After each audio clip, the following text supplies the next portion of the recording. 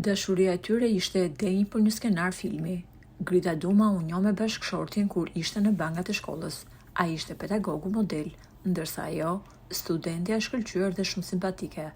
Pas martesës së Gridës me Ilirin, çiftit i erdhi në jetë një djalë, por jeta nuk ndodh gjithmonë ashtu sikurse mund ta planifikojmë. Pas disa vitesh martesë, çifti u nda.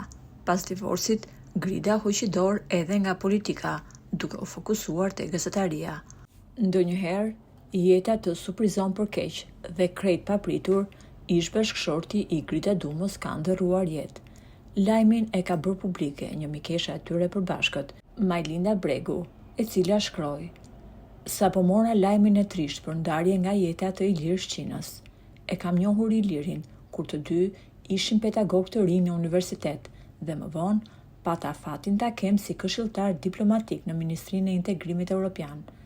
Nuk ishim të njëjtat bindje politike, por Iliri ishte një njeri i jashtëzakonshëm. Ai solli në ministri atë që mungon shpesh në administrat, korrektsin, dinjitetin dhe maturinë, si akt shërbimi publik. Jam pa fjalë për këtë që ka ndodhur, i shpreh ngushëllimet më të sinqerta familjes dhe të gjithë atyre që e njohën dhe e çmuan." Burime pranë Gridës shprehen se ajo ka mbetur e tronditur nga ky lajm, madje fillimisht as nuk e ka besuar. Jeta na çon në shtigje të paprekura dhe shpesh të vështira, por Iliri ka qenë njeriu modeli punës dhe përkushtimit. Ai ka qenë një baba i jashtëzakonshëm për t'i mbyrë. Jam plotësisht pa fjalë, sepse fjala ja ka lënë vendin dhimbjes.